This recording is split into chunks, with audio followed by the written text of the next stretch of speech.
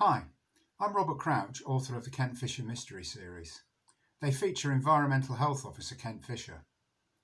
If you've ever wondered how an environmental health officer can become involved in murder, let me take you right back to the beginning and read Chapter 1 of the first novel in the series, No Accident. Chapter 1. I shouldn't be here.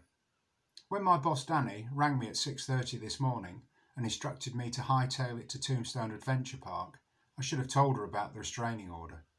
Miles Birchall will blow a fuse when he finds out I'm here, unless he's the victim. It's a long shot, I know. Downland's wealthiest resident is more likely to be entertaining celebrity friends in his London casino than dying in a remote corner of East Sussex. Then again, he's made enough enemies over the years. I switch off the engine. I'm still buzzing after an exhausting but satisfying night with the local police. I helped them round up and arrest a gang of badger baiters and their dogs. When my boss rang, I'd just returned home. I was looking forward to an early breakfast rather than the overripe banana on the passenger seat. After a 60-second shower and a rub down with a bath towel from the laundry basket, I reached for the only ironed shirt in the wardrobe. An electric blue throwback to my clubbing days, the shirt hung on the rail next to the only suit I own. While the shirt holds many fond memories, I can't say the same for Tombstone Adventure Park. When the bulldozers cleared the countryside 5 years ago, only the woodland to the north was spared. It contains a couple of cottages that once housed farm workers, and the barn I'm parked beside. While it feels cool in the shade of oak, ash and sycamore, the humid weather that's lingered into the third week of September feels oppressive, so I leave my jacket and tie on the back seat. After noting my arrival on site at 07:15 a.m, I exit the car with my notebook and phone. I walk past a patrol car and a silver Peugeot 206 convertible. Ahead, a charcoal hearse awaits, with its hatch open, ready to swallow a coffin. My fingers skim along the black weatherboarding that cloaks a modern steel-framed barn. Large sliding doors, clasped together with a hefty padlock, remain closed behind a healthy growth of weeds. A film of dust and bird droppings obscure the small glass panels in each door. Machinery, Mr. Fisher. It's full of machinery. The reek of cigar smoke identifies Alistair Davenport long before his lazy drawl reaches my ears. Tollingdon's most successful independent undertaker, as he describes himself in his brochure, has a sympathetic, effortless manner that reassures grieving relatives. But I can't take to a man who's passionate about embalming. Everything about him is pale, from the thinning blonde hair beneath his Stetson to a complexion the colour of bone. He looks me over with eyes the colour of dirty washing up water. The machinery has never been used, he says, staring at my shirt. I find that unusual, don't you? Not as unusual as an undertaker in a lumberjack shirt tucked into old jeans. All he needs are spurs and he'd be at home in the Wild West theme park. Maybe he sings along to Dolly Parton while he pumps formaldehyde into corpses. Some say it's haunted.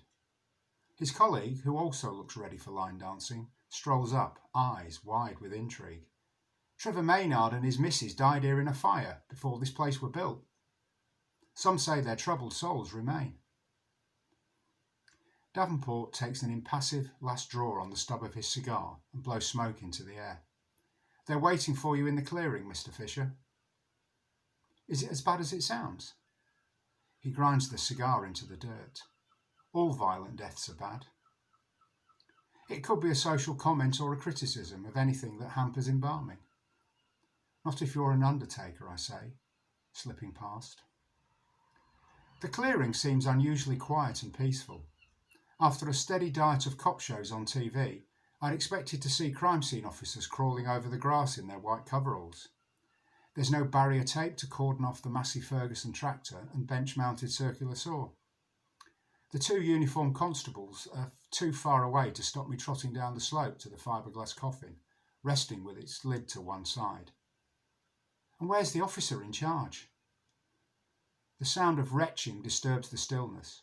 At the far end of the clearing, a man in jogging pants is bent over some bushes. The nearest constable looks up briefly and then examines his fingernails once more. The second constable, who looks like he spends too much time in the staff canteen, calls out to me, "Stay where you are. This area's out of bounds."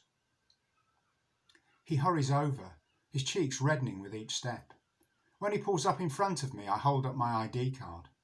He takes a look and calls over his shoulder, "Miss Montague, the environmental health officer's arrived."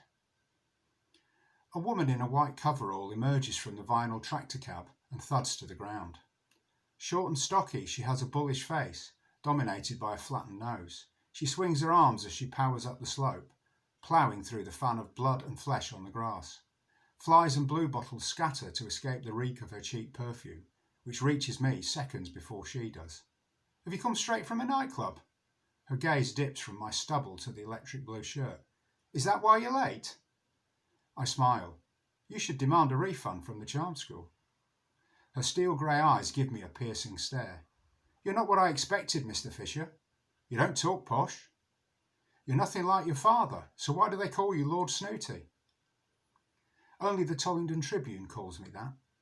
Many years ago, when the newspaper could afford a lifestyle editor, I was asked why I'd never married. "I prefer animals to people," I said. "Animals never let you down." If I sounded aloof, it was unintentional, but it coloured the whole article. My father, the Conservative MP for Downland, owned a country estate, so I was dubbed Lord Snooty. I'm surprised anyone remembers. "Maybe you should tell me who you are," I say, "in case I misjudge you." She thrusts out a hand covered with a disposable glove. "I'm Caroline Montague, the new coroner's officer." "You're not the inspector in charge?" D.I. Briggs is probably on his second round of toast by now. When he realised we had a works accident, he left me in charge. "I called your governor over an hour ago." I say nothing, wondering why Danny took half an hour to ring me. "I have 3 fatalities back at the ranch," she says. "You wanted to check the body?" "I wanted the scene left undisturbed." She points at the tractor. "You got any idea what a power takeoff can do?" "It's the shaft in the middle that powers the bench saw." "Yeah, it spins at high speed," I say, aware the guard is missing. "Catch a loose sleeve or cuff and it can rip off your arm." "Imagine what it can do if you're wearing a tie." She smacks a fist into the palm of her hand. "His face is strewn across the grass, as you can see. I couldn't leave him like that." "It's a fair point, well made." "Is D.I. Briggs coming back?" I ask. "Not for a simple work accident." In my experience, few work accidents are simple. Companies are quick to blame employees for ignorance, breaking rules or horseplay. But employers can be negligent, either intentionally or by omission. "I thought the police took the lead where there's a possibility of corporate manslaughter," I say, wishing I'd checked the protocol I keep in the boot. "Corporate manslaughter? The guy got careless. End of."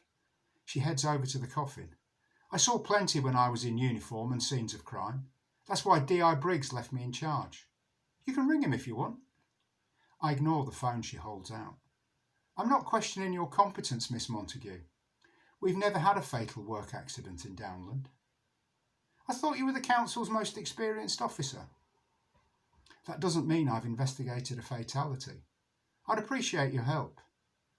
She unzips the body bag, oblivious to the flies gathering around her. "I'll send you copies of my photographs. It looks like he dropped his cigarette and bent to pick it up. That's when his tie got caught." I point to the man in jogging pants. "Did he witness the accident?" "Mr. Chung was out running. He came past shortly after the incident. You can have a copy of my interview notes too, unless you want to talk to him." Jogging man, who looks about 19 or 20, seems to have had the life sucked out of him. Pale and shaken, he won't forget this morning in a hurry. Me neither, I suspect. "I hope you have a strong stomach, Mr. Fisher." I've seen the suffering and injury people inflict on animals, and as much as I want to hurt these people, I've learnt to suspend my emotions, to work calmly and effectively. After a deep breath to prepare myself, I peer into the coffin. Thank you.